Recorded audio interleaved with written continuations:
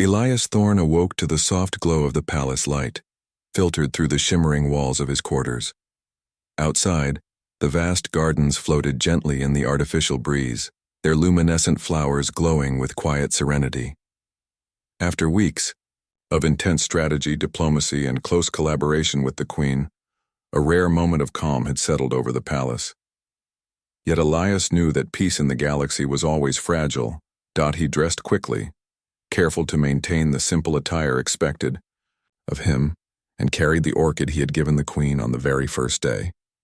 Its petals had survived against the odds, a symbol of humanity's resilience and of the bond that had grown between him and the Zetherian Queen. When he entered the audience chamber, he found the Queen already waiting. Her silver eyes held a quiet intensity, though a softness lingered beneath her usual regal demeanor. She gestured for him to come closer, and Elias moved toward her, sensing that today's meeting would be more important than any before. "Consort," she said, her voice calm yet commanding. "The coalition we faced before has not disappeared. They gather strength in the outer systems, seeking opportunities to strike at both our empire and Earth. We must act decisively to ensure lasting peace." Elias nodded. "We have learned from the last encounter. If we combine strategy, intelligence, and the unexpected, we can prevent conflict before it begins." The Queen's gaze softened. "Yes, that is why I rely on you, human. Your perspective is valuable not only for our people but for the safety of countless lives." Together, they moved to the Palace Command Center, a space filled with floating displays of stars, fleets, and energy patterns. Zetherian commanders were already in position, their minds aligned in the quiet precision of their civilization. Elias reviewed the reports carefully, identifying patterns that suggested the coalition's movements were predictable if one looked beyond their power and into their logic and assumptions. "Their strength is in numbers," Elias said, pointing to the projections. "But they rely on predictability. If we exploit that, we can achieve peace without unnecessary destruction." The Queen nodded. "Then let us proceed with wisdom and precision." Over the following days, Elias worked tirelessly with the Zetherian fleet commanders, blending human ingenuity with alien technology. They developed advanced strategies involving decoy formations, hidden fleets, and coordinated communications. Every suggestion Elias made drew from human problem-solving, creativity, observation, and empathy. Each idea was tested, refined, and implemented. During the planning sessions, Elias noticed how the Queen observed him not merely as a strategist but as a partner. She asked questions, encouraged alternatives, and considered perspectives that no Zetherian had before. Their collaboration was no longer ceremonial. It was a genuine partnership built on mutual respect and shared purpose. One evening, as the ideal fleet prepared to depart toward the outer systems, the Queen summoned Elias to a quiet balcony overlooking the palace gardens. The air shimmered softly, and the floating plants glowed under the gentle light. "You have done well, consort," she said. "Your insight has saved countless lives. Your species' qualities, courage, ingenuity, and empathy are rare even among the stars." Elias smiled. "I only did what I could, Your Majesty. The fleet, your people, and your guidance were what made success possible." The Queen tilted her head, her gaze thoughtful. "Perhaps. Yet your presence reminds me that greatness is not only in power, but in the willingness to act with both courage and heart. That is why I chose you." The next days brought action. The coalition advanced, unaware that the Zetherian forces had anticipated every move. Elias's strategies guided the fleet in subtle but decisive ways. Decoys drew enemy forces away from key colonies, hidden ships flanked their positions, and communications were carefully manipulated to confuse and disorient. When the enemy realized their mistake, their advance had already been neutralized. They retreated, leaving no casualties, their defeat achieved through clever planning rather than destruction.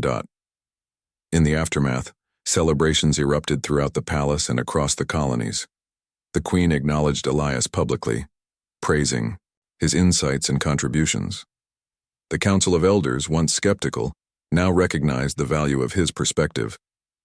Humanity, through one man, had earned trust and respect across an entire empire. Despite the accolades, Elias remained humble. He continued to teach and learn, sharing human stories, culture, and small joys with the Queen. In turn, she revealed aspects of her civilization that few outsiders ever knew. Their bond deepened beyond duty, strategy, or ceremony. It became a connection forged through trust, shared experience, and understanding. One afternoon, Elias led the Queen to the observation deck. He activated a simulation of Earth's forests, sunlight filtering through leaves, birds singing, and rivers flowing. The Queen watched in fascination, tilting her head as she absorbed the details. "Your world is alive in a way different from ours," she said softly. "It is beautiful, simple, yet full of resilience. I understand why you cherish it." Elias handed her the orchid. "Even in a galaxy of complexity, there is strength in simplicity. Life finds ways to endure, to grow, and to inspire. Just as this flower survived against the odds, humans endure because of hope, creativity, and courage." The Queen studied the flower, then looked at him. "And perhaps that is why I chose you. You embody the essence of your species, not just in intellect or action, but in spirit." Days turned into weeks. Elias and the Queen worked to strengthen ties between humanity and the Zetherian Empire. Humans were welcomed into councils, allowed to share their perspectives, and offered the chance to learn from one of the galaxy's most advanced civilizations. Elias's presence became symbolic, a reminder that cooperation, understanding, and small gestures could shape the fate of worlds. The galaxy, vast and complex, remained full of potential threats. Yet Elias realized that true strength was not in dominating others, but in collaboration, trust, and ingenuity. His partnership with the Queen exemplified that truth. Together, they could face any challenge while creating bridges between species and cultures. One evening, as stars shimmered above the palace, Elias found himself walking with the Queen through the gardens. The soft glow of floating flowers illuminated their path. "You have changed not only our strategy but our understanding of humanity," she said. "Your presence has made a difference that words cannot fully express." Elias smiled. "I could never have done it alone. The trust you placed in me, the lessons you shared, and the willingness to accept new ideas made everything possible." The Queen paused, touching a petal of the orchid he carried. This flower, it was a simple gesture, yet it led to something extraordinary. Perhaps small acts, offered with sincerity, have more power than entire fleets or empires. Elias nodded. "It seems so. Even the smallest gesture can change history if it is given with courage and heart." For the first time, the Queen allowed herself to laugh softly, a sound gentle and musical. Elias felt a warmth spread through him, realizing that trust and connection could transcend even the vast distances and differences between worlds. In the weeks that followed, humans integrated into the Zetherian Empire more fully. Trade, research, and cultural exchange flourished. The Queen relied on Elias not only for insight, but as a partner in building bridges between their peoples. His role as consort had evolved into one of mentorship, collaboration, and genuine companionship. Elias reflected on the journey that had begun with a single flower, a gesture of goodwill that had seemed so small at the time. That flower had sparked curiosity, opened doors, and forged a bond that neither species could have anticipated. In quiet moments, he would look at the orchid, its petals still vibrant despite weeks in alien conditions. He would remember the first day, the Queen's gaze, and the decision that had altered the course of his life, and perhaps the galaxy itself. One morning, the Queen summoned him once more to the palace balcony. They stood side by side, watching fleets move across the stars, peaceful now, their presence a symbol of unity and understanding. "You have proven that humanity is more than potential," the Queen said. "You have shown that courage, creativity, and kindness can shape the course of civilizations. You remind me that even in a galaxy of power, the heart matters." Elias bowed slightly, though his heart was full. "It is not just me, Your Majesty. Humanity is full of potential, and your willingness to trust and listen made this possible. Together, we have shown that peace, understanding, and ingenuity are stronger than conflict." The Queen's gaze softened. "Yes, and together we will continue to guide our peoples. Your presence is a bridge, a living proof that even across galaxies, connection, courage, and small gestures can have the greatest impact." As the light of distant stars shimmered around them, Elias realized that his journey had come full circle. From the simple act of giving a flower, he had grown into a trusted partner, a symbol of hope, and a living bridge between worlds. He looked at the Queen and smiled, feeling a quiet pride. "It all began with a flower," he said softly. "And it continues," the Queen replied, her eyes reflecting the stars above. Together, they faced the future, not just as consort and queen, but as companions, collaborators, and symbols of what could be achieved when courage, heart, and understanding crossed the boundaries of species and galaxies. Elias Thorne awoke the next morning with a strange mix of anticipation and anxiety. The palace around him was silent, save for the subtle hum of lights that pulsed like the heartbeat of the building itself. He had spent the night thinking about what had happened, replaying every detail in his mind. One simple flower had changed everything. One small gesture had earned him a position beside the most powerful being in a galaxy he barely understood. Human logic wanted him to feel fear, to doubt his safety, but there was also a spark of curiosity he could not ignore. What did it mean to be the consort of the Zitherian queen? What did she expect from him? And most importantly, why had she chosen him out of all the humans present? The human delegation was already awake and moving through the palace corridors. The engineers and scientists whispered nervously to one another, their voices low enough that Elias could not fully hear, though the thoughts and worries floated telepathically around him like drifting shadows. Analysts were debating endlessly. Was this a political trap? Were the Zitherians testing humanity's patience or cunning? And why, oh why, had the Queen singled out Elias Thorne, a simple botanist and anthropologist, for such a role? Elias dressed carefully in the neutral ceremonial attire provided by the palace staff.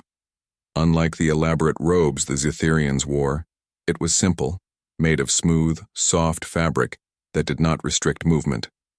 He wanted to appear respectful, but not ostentatious. The flower from the previous day rested gently on the small table beside him. He glanced at it and smiled faintly, thinking about the power of simplicity. When he arrived for the morning audience, the Queen was already present in her private chamber. The chamber was smaller than the main hall, but no less magnificent. Light shimmered along the walls in patterns that seemed almost alive, and every object seemed to float slightly above the floor as though defying gravity. The Queen sat in a throne-like seat, carved from a single crystal. Her silver eyes met his immediately, and Elias felt the familiar weight of her attention. "Good morning, consort," she said, her voice soft, almost musical. There was no formality in her tone, but it carried authority that made the room feel heavier.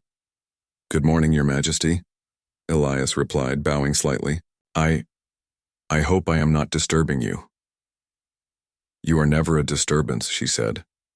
"Humans are fascinating. You value things I have long observed but never truly understood." She gestured to the orchid. "Even this simple flower intrigues."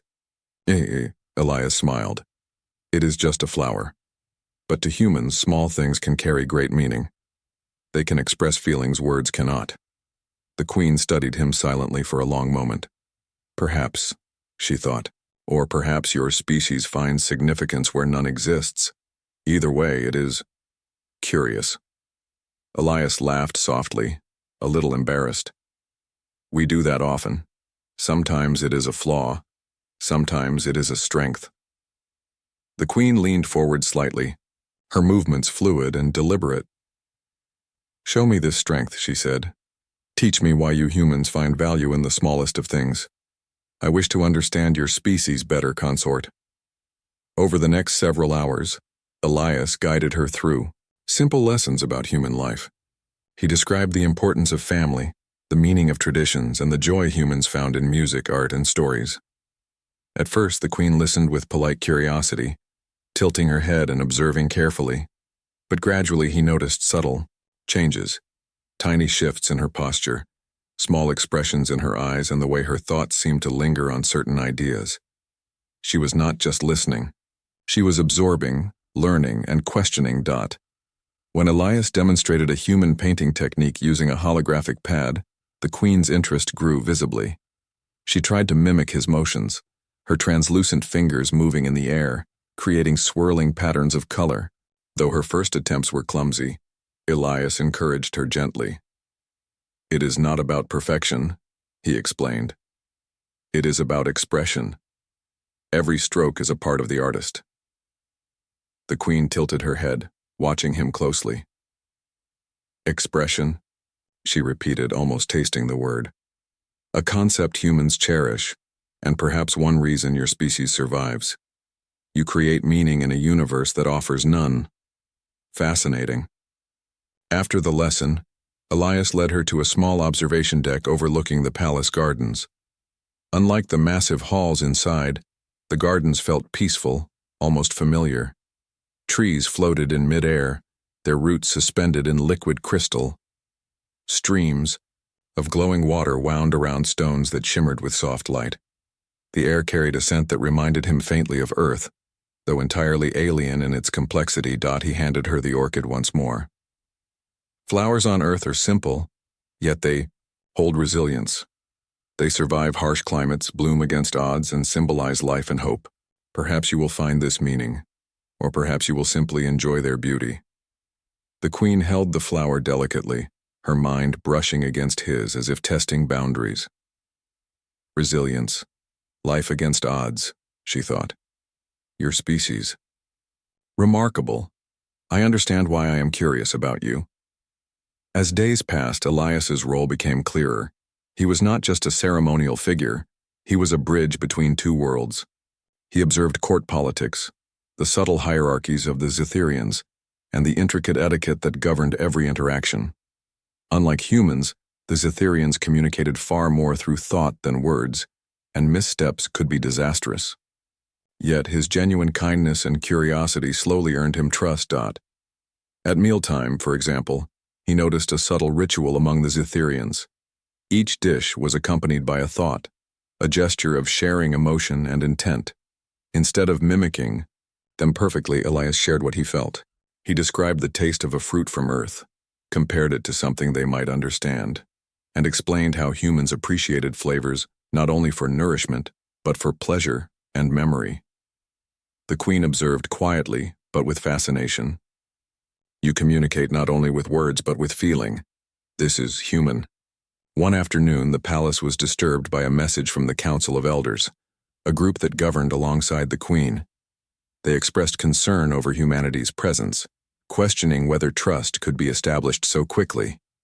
Diplomats and advisors debated fiercely, their thoughts clashing like storms. Elias stood quietly, observing the arguments, then stepped forward when the queen's gaze found him. "Your Majesty," he said carefully, "perhaps this is an opportunity, not a risk. Humanity's strength is not in weapons or technology, but in creativity and adaptability. We can show them the value of cooperation rather than confrontation." The queen considered his words. "Your species is bold, perhaps too bold at times." Her eyes glimmered. "But you have insight. This may prove useful." In the days that followed, Elias was involved in small diplomatic missions, learning Zitherian negotiation tactics, observing their decision-making processes, and contributing human perspectives in subtle ways. Each success, no matter how minor, earned the queen's approval. Her admiration was never openly expressed, but Elias could feel it in the attention she gave him, the way her thoughts lingered on his words, and the occasional subtle smile that touched her eyes. One evening, as the palace light shifted into the soft hues of their night cycle, Elias found himself alone with the queen in the observation garden. He carried a small device that projected a holographic Earth sunset. "I thought you might like to see this," he said. "It is a simple beauty from my world. The queen watched silently as the golden and pink light filled the space around them. Your species' sense of beauty? Peculiar, she said, but there was no mockery. And yet, I understand. I feel it. Elias smiled, realizing that perhaps this was the moment that mattered most. Trust and understanding were not built in grand gestures or elaborate ceremonies, but in shared experiences, quiet lessons, and the willingness to see the world through another's eyes. Do you miss it? She asked, tilting her head. Earth? I do, Elias admitted. But I think I am beginning to see beauty here as well, thanks to your guidance. For the first time, the queen laughed softly, a sound like wind chimes in a gentle breeze. Elias felt warmth spread through him, a reminder that connection, even across galaxies, was possible. Days turned into weeks, and their bond deepened. The queen began to trust Elias with insights into her civilization that few outsiders ever learned. He observed court rituals, understood subtle alliances, and even contributed to discussions on governance, offering practical human solutions that the elders had never considered. Through it all, Elias never lost his sense of humility.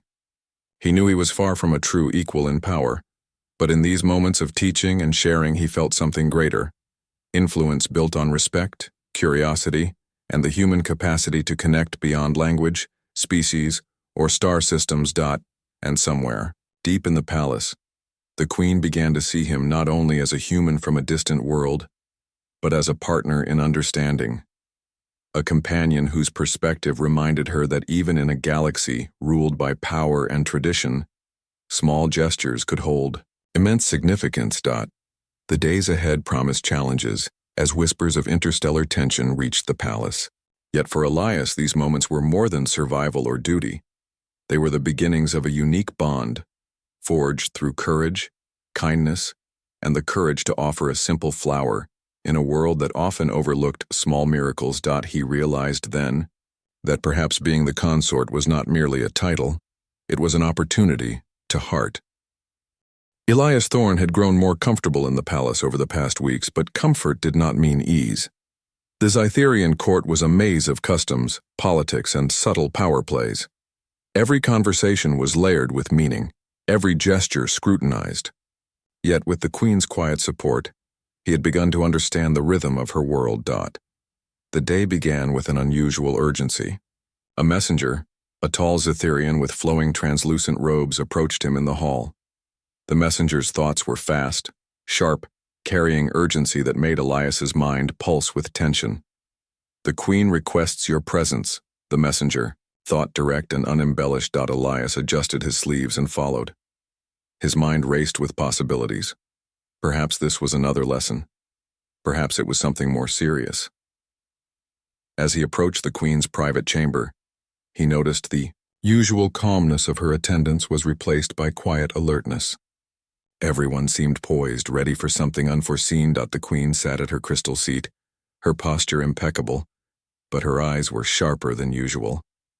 She gestured for him to come closer. Consort, she said, her voice carrying a weight that made Elias straighten instinctively. There is a situation you should be aware of. He nodded. Of course, Your Majesty. What is it? Intelligence has detected movements from a rival faction outside our empire. They may attempt a raid on our outer colonies. Your perspective may help. Elias's mind sharpened. This was more than diplomacy. It was strategy. While he had studied human conflict, he had no military authority here. Yet, the queen sought his input, not as a commander, but as someone capable of thinking differently. He knelt slightly, a gesture of respect. May I see the data and reports? The queen inclined her head, and her attendants brought forth translucent displays, floating in mid-air. The images depicted ships moving through star systems, energy readings, and unusual patterns in communication channels. Most humans would see a mess of numbers and lights. Elias saw opportunity. He studied the patterns carefully, connecting what seemed disconnected. Their approach is predictable in some ways, but unusual in others, he said.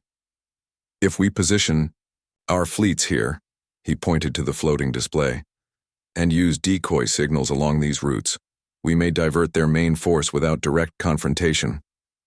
The Queen's gaze was sharp, her eyes reflecting the floating lights. Interesting. You think your species' creativity can outmaneuver fleets trained for centuries? Elias nodded.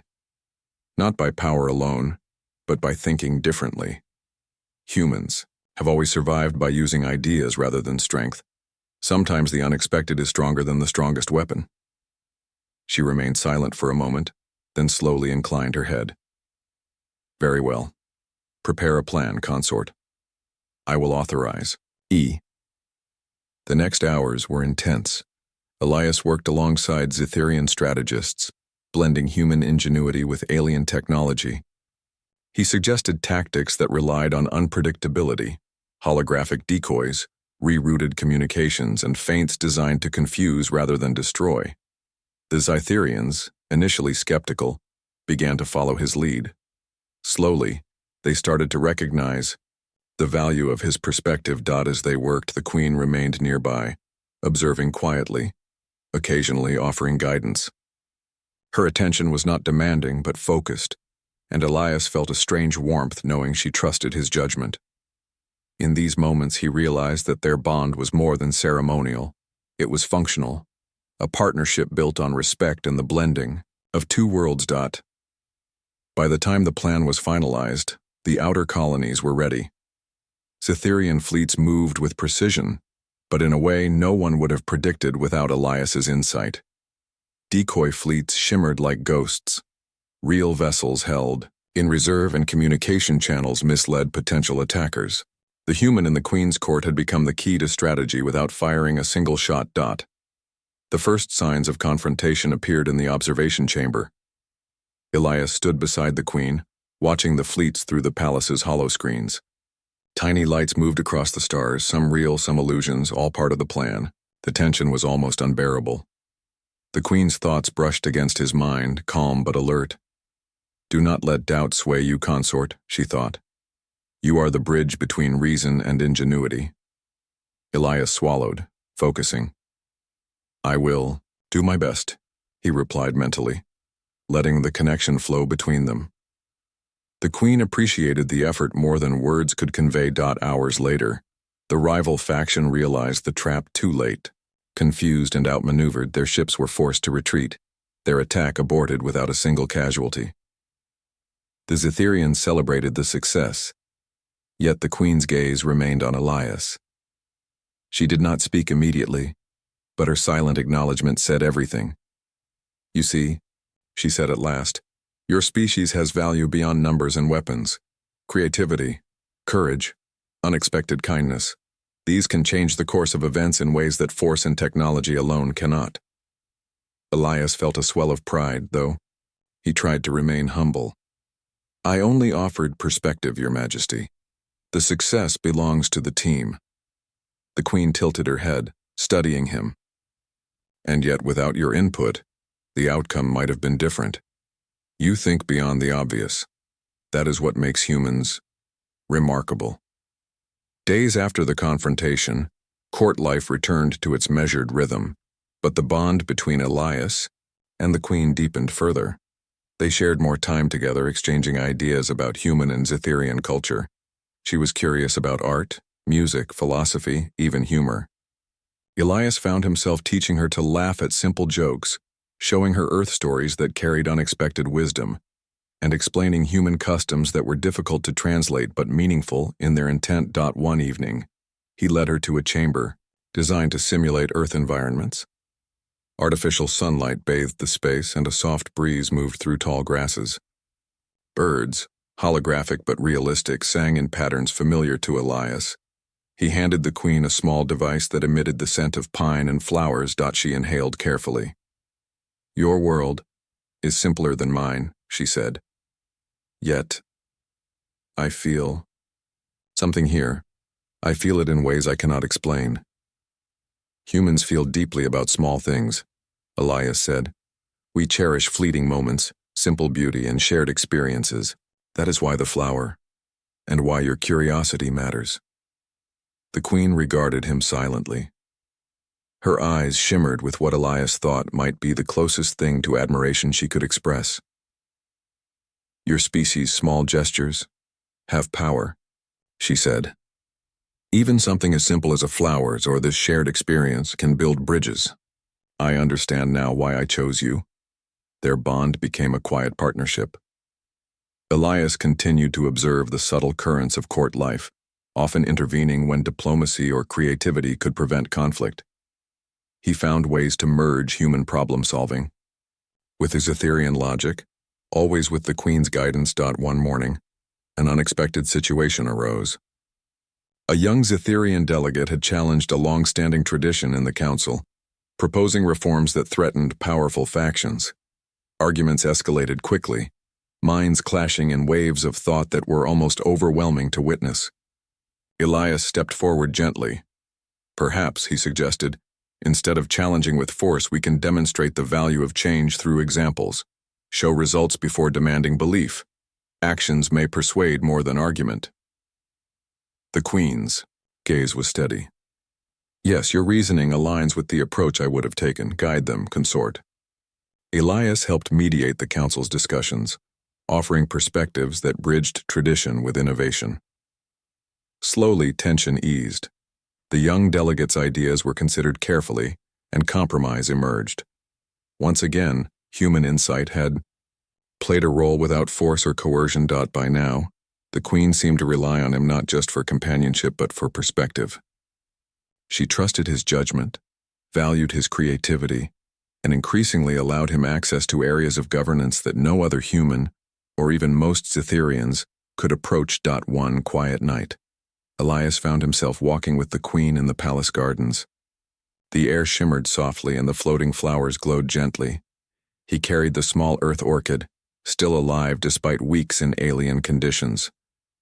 "You have adapted to our ways quickly," the Queen said, "yet you retain your humanity. That is rare. That is why I chose you." Elias smiled. "I learn from you, Your Majesty. But I never want to lose what makes me human. The small things, the gestures, the moments of connection. They matter." The Queen studied the flower, then looked at him. "Indeed. And perhaps your species' strength lies not only in survival but in these small, meaningful acts. You remind me that even in a galaxy of power and tradition, simplicity and courage have value." In that moment, Elias realized the truth of their partnership. It was not merely ceremonial, not just political, and not only personal. It was a bridge between species, a blending of worlds, and a testament to the unexpected power of curiosity, kindness, and ingenuity. The days ahead promised new challenges. Rival factions might rise, tensions could flare, and interstellar politics would continue to test them both. But Elias understood that together, with mutual respect and creativity, they could face anything. And somewhere deep in the palace, the Queen, who had ruled with logic and authority for centuries, discovered something equally valuable: the joy of learning, laughing, and trusting, not through obligation but through connection. Elias Thorne, human from a small planet, had begun to leave a lasting mark on a civilization far. Elias Thorne had grown accustomed to the rhythm of the Zetherian palace, but that morning brought a tension he had not yet felt.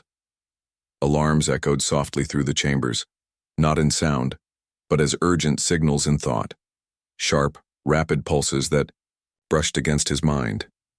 He looked at the Queen, and for the first time, he saw a shadow of concern in her silver eyes.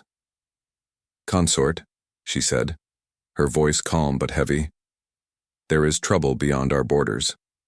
A coalition of rival species has mobilized. They see our interest in humanity as a threat. Their fleets approach our outer colonies." Elias swallowed. His heart beat faster, but he forced himself to focus. This was no longer a lesson in diplomacy. It was a test of strategy, courage, and the partnership he had built with the Queen. "We need a plan," he said. "We cannot rely on force alone. They expect us to act predictably. If we think differently, we may outmaneuver them." The Queen inclined her head. You will lead, consort. I trust your judgment. The palace erupted into controlled activity. Cytherian commanders gathered around translucent displays, their thoughts clashing and weaving as they debated strategy. Elias stepped into the center, taking a deep breath. He felt the weight of responsibility, but also a strange confidence.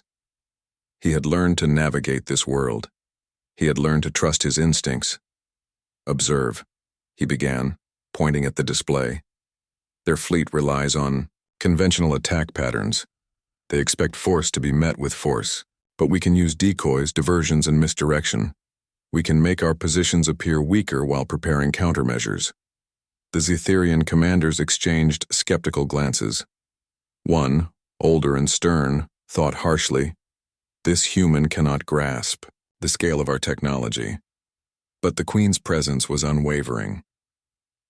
She had faith. Elias continued, describing a strategy that combined human creativity with Cytherian precision.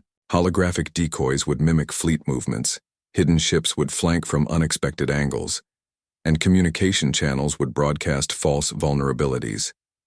The plan relied on intelligence, cunning, and patience rather than brute force.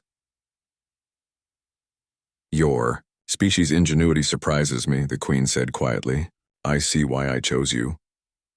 The preparations were meticulous. Cytherian engineers and human technicians worked side by side, their thoughts blending to anticipate every possible scenario. Elias's suggestions often seemed small, almost trivial, a change in a sensor pattern, a timing adjustment. But the Queen knew their impact could be decisive. As the rival fleets approached, the palace observation chamber became a command center. Stars shifted in the hollow screens, ships glinting like points of light in the vast darkness. Elias and the Queen stood together, observing the movements with tense anticipation. "They expect resistance," Elias said, pointing to a formation of enemy ships. "But resistance will not be direct.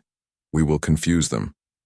We will control the battlefield without firing a shot until necessary." The first encounter was subtle. Decoy ships shimmered into existence, mimicking the real fleet, drawing the enemy toward false positions. The rival commanders, assuming their advantage, advanced confidently, unaware of the hidden forces waiting to strike. Elias's mind raced. Every calculation, every estimate of timing and movement had to be precise. One mistake could mean disaster. But he remembered the lessons from earlier days. Human creativity and courage could compensate for inexperience. Hours passed, and the enemy fleet found itself trapped in illusions, unable to locate the real ships. When they realized their mistake, it was too late.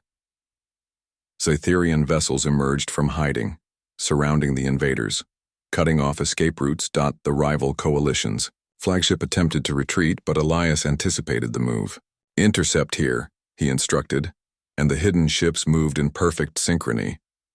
The enemy was forced to surrender without a single casualty on either side. The Queen watched him, admiration clear in her gaze. "Your species' strength is not only survival but the mind. You have proven it here, consort." Elias exhaled, finally allowing himself a small sense of relief.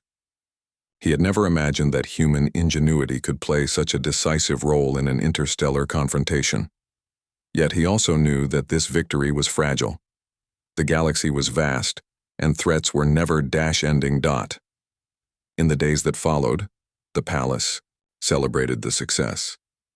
The Cytherian Council acknowledged Elias's contributions, a rare honor for a human. He was no longer merely a consort by title. He had become a valued partner, trusted for insight and wisdom.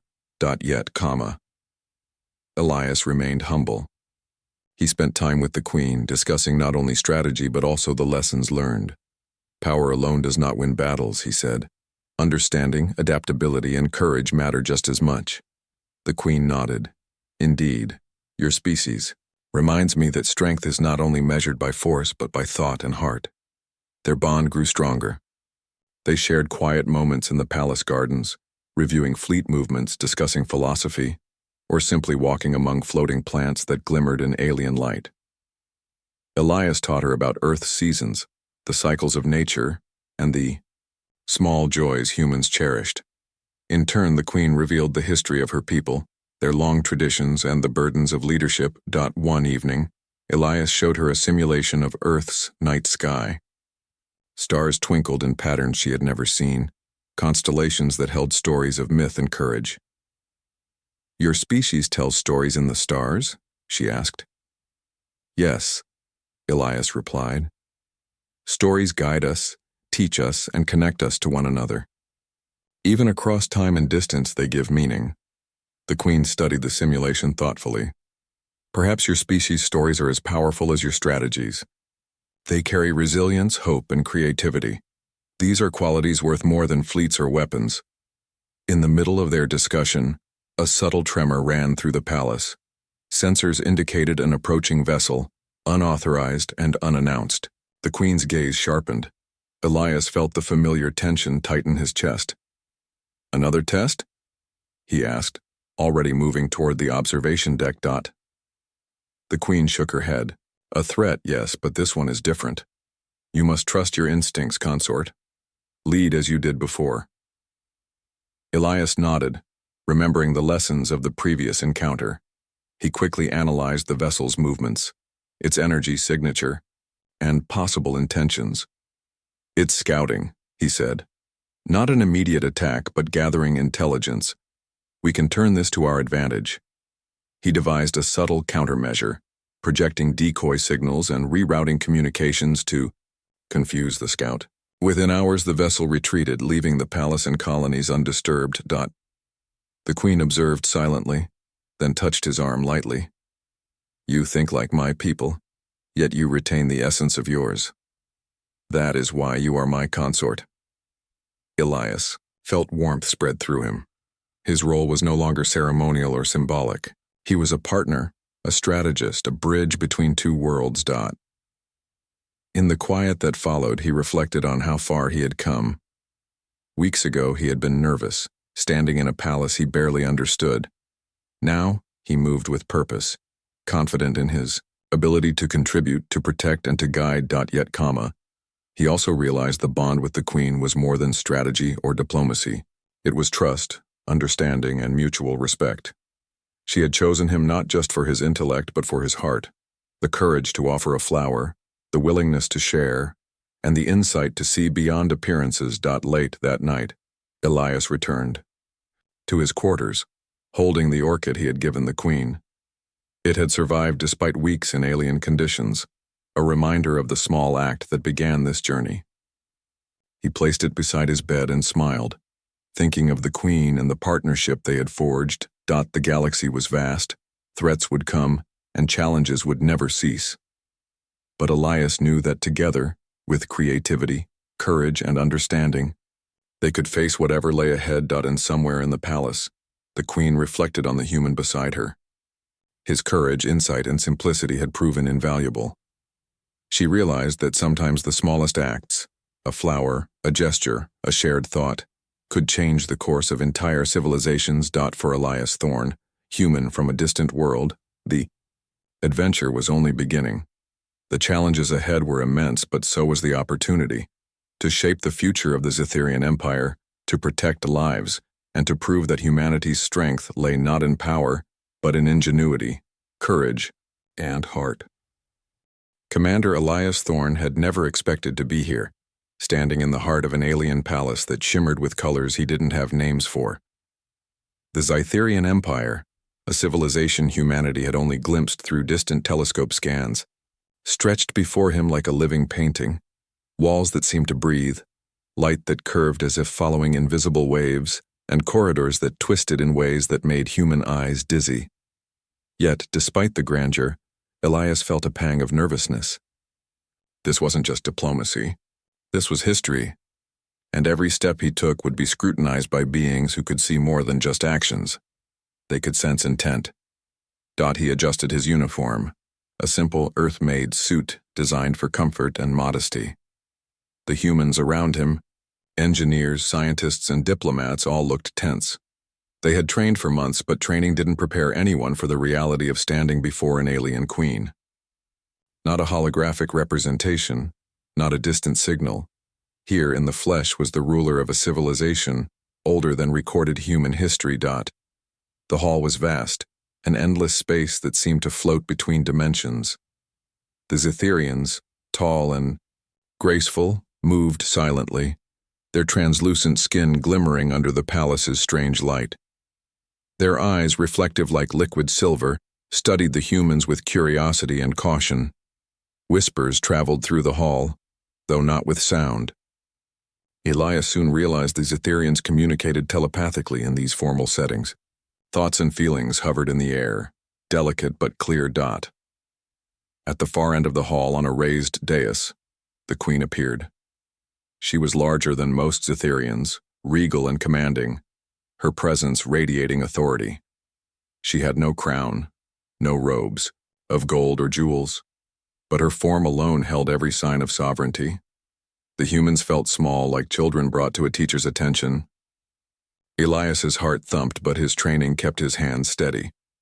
Diplomatic protocol had been explained dozens of times, but Elias had noticed something none of his briefings had mentioned: the queen's gaze. She was watching him, not just him, but through him. Every other human seemed a blur, but Elias felt like she saw the careful calculations in his mind, the nervousness hidden beneath the surface, and strangely, the curiosity that had driven him here. As the ceremony began, the human team followed the motions prescribed by protocol, bowing slightly, keeping gestures minimal, hands visible, speaking only when spoken to. Yet the queen did not move immediately. She watched. Her silver eyes flicked to each human in turn, then returned to Elias. His stomach tightened. Was he being judged? Or was there something else, something more personal in her scrutiny? Elias felt a sudden impulse, a need to communicate something genuine beyond protocol. He reached into his jacket pocket and pulled out a small orchid, a delicate flower he had carried with him from Earth. The flower seemed almost absurd in this alien environment, fragile against the towering, ethereal beings. Yet it felt right. Without thinking too much, he stepped forward. "My queen," he said, voice steady despite the pounding of his heart. "This is from my home." A small gesture of goodwill. The hall fell into a deeper silence, as if even the palace itself were holding its breath. The queen's eyes widened ever so slightly, emotion almost imperceptible. Then she tilted her head, regarding the flower with an expression that was both amusement and curiosity. "I do not understand why this," her thought floated in the minds of everyone present, "why this human offers a mere plant." Elias swallowed but pressed on. "It is simple, yes, but it carries meaning. It represents peace, friendship, and the hope that we can learn from one another." The queen's gaze lingered on him longer than it had on anyone else. The human team, tensed, uncertain. Then, unexpectedly, the queen stepped down from her dais. Every Zitherian around her froze instinctively, giving her space. She walked toward Elias, her movement smooth, almost flowing. When she stopped a few meters away, Elias could feel her attention like a weight pressing gently against his mind. Then she did something no one expected. She spoke, her voice translating directly into the minds of everyone present. "You, human, have given me something I did not anticipate, something genuine." The words caused a ripple of shock through the human diplomats, but Elias's own pulse had jumped into his throat. I only wish to show respect," he said, voice careful, but sincere. The queen's gaze softened, though her form still radiated undeniable authority.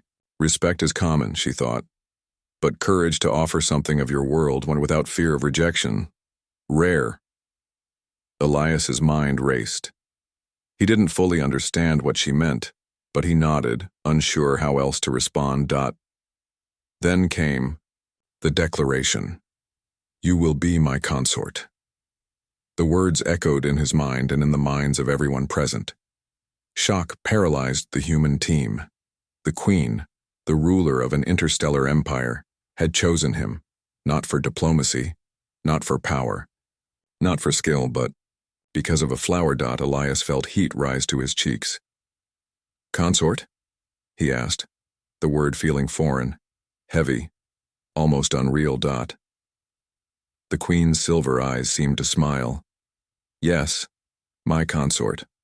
Not for trivial ceremony, not for mere appearance, but because of this act.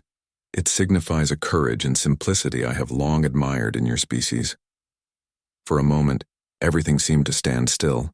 The palace itself seemed to lean in closer, the strange light bending toward him. Elias, despite the surreal moment, felt a strange warmth, a mixture of awe, confusion, and most surprisingly, honor. Dot.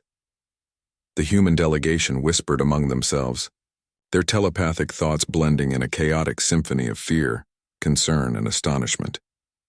Could this be a mistake? Was the queen playing a game no human could hope to understand? But Elias could not retreat now. He had made the gesture, and now the queen had chosen him. Dot. He bowed his head carefully. I accept," he said, finding his voice finally steady. "If it is your will." The queen inclined her head, and a ripple of approval spread through the Zetherian attendants. She gestured gracefully, and the humans were allowed to step back, leaving the dais clear. The queen and Elias remained in silence for a few long moments, the distance between them shrinking until he felt her presence as if it were tangible, brushing against his senses like a gentle wind. Dot. Then she spoke again, this time directly into his mind, her voice soft and curious. "Tell me of this flower. Tell me why it holds meaning to you." Elias smiled faintly, realizing that perhaps this was the beginning of something unprecedented.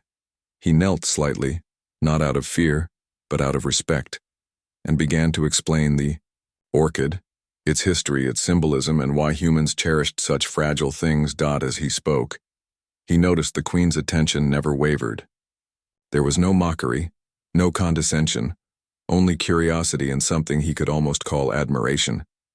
The palace, the vast hall, the alien attendants, all of it faded from his focus. In that moment, it was only him and the queen, two beings, from completely different worlds, connecting over something simple yet profound. Dot.